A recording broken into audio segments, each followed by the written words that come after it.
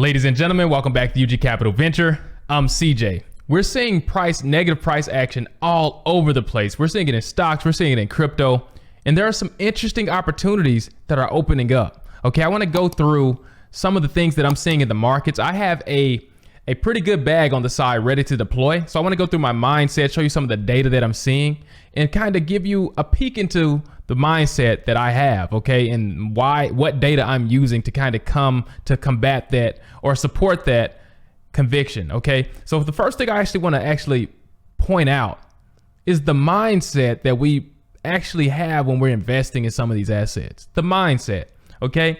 I actually bought a Bitcoin at 45,000, okay?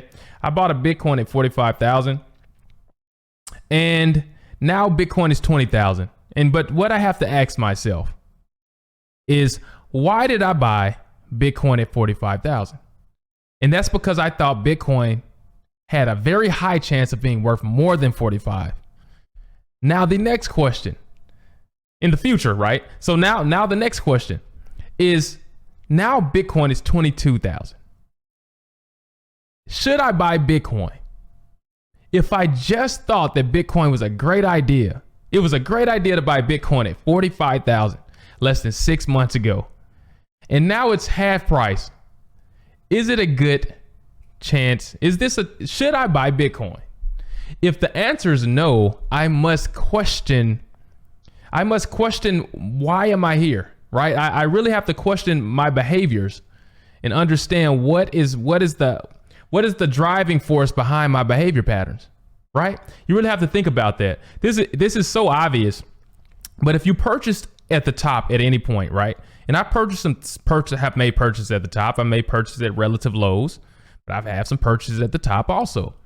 But if you did purchase at the top, and you believe that things could go higher, I need you to understand that as things go lower, the probability of things going higher increases, right? So the lower you purchase, the higher the probability of you going higher relatively to the initial entry, okay? So it makes no sense for me to buy at 45 and not buy at 22, given that I believe that Bitcoin is worth more than 45, right? Like, you understand. Okay, so that's the first thing. So I did buy some Bitcoin, okay, at 20,000, okay, and things might go lower, and that's fine. But I also did the same thing with Cardano. I actually bought like roughly $50,000 worth of Cardano at like $2.75.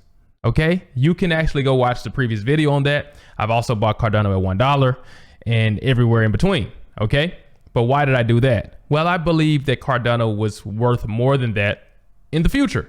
I really did, and I still do. Okay, I still believe that. So then the question is, should I buy Cardano at 48 cents? If the answer is no, then why? What was my motive? What were my intentions? What was fueling my behavior? Okay, you have to really think about that. And this is before we go into any interesting data, right? You just have to think about that. So I'll leave that there. Same thing for Solana, okay? So I'll leave that there. But that's just something I want you all to think about. If you chose to buy higher and won't buy lower, when lower you have a higher probability and you still think the technology will go higher, then that means you see the dilemma there, okay? So now I want to show you something very interesting. All right. Here, we're going to look at some stocks really quick, because this is what's interesting. We're seeing Netflix down 70%, PayPal down 57%. And this makes sense because we have high inflation, and with high inflation, everyone's going less risk adverse, right? They're running away from risk assets, okay? But what's interesting is that when you look at, mind you, this is year to date. This is year to date. So down 69% year to date for Netflix, down 57% for PayPal year to date. Now, when you look here and you look at cryptocurrency, what's interesting is year to date, we have cryptocurrencies performing better than tech stocks, like major tech stocks, which is quite interesting. And that actually, this gives me a certain level of conviction. Like, crypto is actually maturing. Crypto typically would have dumped much, much harder than stocks, like much harder. But when you look at the fact that year to date, crypto is looking like a pretty much a major tech stock. We've even got certain cryptocurrencies, Bitcoin, crashing less than some major tech stocks, right? So this is kind of impressive. That gives me a level of conviction. That's kind of a sign that crypto is actually maturing. You know, it's not the same old pump and dump it used to be, right? I mean, you see major tech stocks that definitely aren't pump and dumping harder than cryptocurrency. So that's very, very fascinating to see. And that's something that is giving me conviction to actually know that I can actually, when I'm operating within the top 10, especially in crypto, I can actually put significant amounts of money in that. And there's a good chance that, you know, that we're on solid grounds. Okay. Now, also, this is what's very interesting. Now, this one was very interesting. So I looked and said, hey, we're all seeing the narrative around inflation. Okay. Everyone here is hearing everything. Oh, inflation is so high. Oh my God, get away from risk assets, right? So I said, you know what? Let me look and see the last time we had terrible inflation. I just wanted to look it up. This was a history experiment for me. Let me go and check it out. Okay, come to find out, I wasn't living at all. I was nowhere near being born at all. In 1979, we saw 11% inflation. In 1980, we saw 13%. In 1981, we saw 10%. I looked deeper into this, right? And I'm going to show you something very interesting that I want your input on, because I'm curious to see how you're going to interpret it, because I interpreted it. I don't know how to interpret it, but I like what I saw. Okay. Come to find out, this was called the Great Inflation. I heard of the Great Depression. I never heard of the Great Inflation. So this was a interesting history experiment for me. But check this out. This is some of the worst inflation we've ever seen, ever. Right? Today we're seeing the worst inflation since this moment in time. So I said, hey, what were the stocks doing? What were stocks doing? And what were risk stocks doing? We what I've learned so far, right, and what I've come to understand is that the narrative is that we run from risk assets during high inflation. That's what we do. Now, here's the interesting thing. Let's put this here. Let's see if we can snap this to the side. Okay. Now, on the right side of my screen, this is what we're looking at. Let's see if I can make this fit here. Yes, on the right side of the screen, we're looking at the S&P 500. The S&P 500 increase, right? Let's go to the top here. Annual change. The annual increase of the S&P 500 year by year, okay? The annual increase of the S&P 500 year by year. Now, let's go to 1979. When we know the worst inflation, 1979.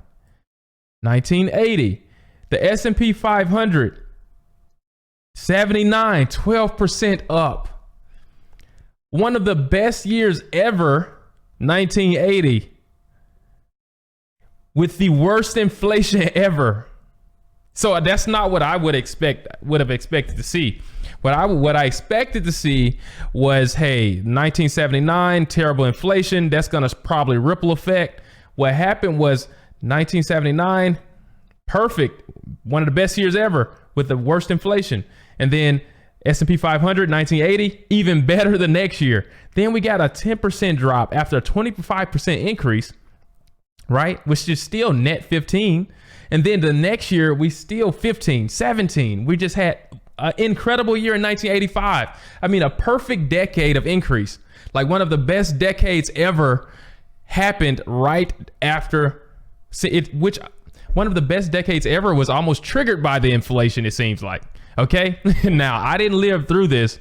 This is fascinating. So if you live through it, maybe you have a narrative that you can share in the comments. Check this out. So that was S&P 500. So I said, you know what? That might not be risk assets though. People run from risk assets, right? NASDAQ, tech stocks. Those are going to be terrible. I know those are going to be terrible, right? So I went down and I went to 1979 for the NASDAQ. Okay, as you can see, NASDAQ historical chart, 1979. You can look this up yourself. Worst inflation ever. Insane year for the NASDAQ. We're talking 30%, 28%. 1980, 33%. This is insane. I promise you, I did not expect to see this. I've just been taking the time out to make sure that I'm being, you know, as smart as possible, learning as much as possible.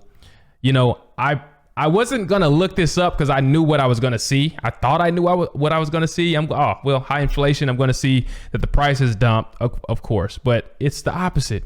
So then when I tied that information into the fact that, you know, when I actually remember that idea, and then I tie that with this idea that, wow, crypto is actually holding up like tech stocks. You know, like there are tech stocks doing worse, like major tech stocks doing worse than crypto. You know, that's actually, that's quite fascinating. Okay, so what do you think about that idea? You know, what are your thoughts on that? I actually bought Bitcoin at 20,000. Okay, so I've been DCAing into Bitcoin at 20,000. I've been DCAing into Solana. I'm going to be DCAing back into Cardano because Cardano actually dropped back down back into the ranges I wanted to be in. So I'm going to be DCAing heavily. So what are you all doing? I'm definitely, I've already started DCAing. I plan to DCA over, I'm not sure what the time period is going to be. Based upon the data that I've seen, some interesting things. I mean, there could be some upside, okay? I'm not sure. I'm not counting on there being direct, immediate upside. I'm not here for the short term. I'm going to DCA no matter how bad things get. And if things get terrible, I'm going to really, really go as hard as possible, okay? I'm going to leave everything there. I'll see you all in the next video. Thanks for joining in. Peace.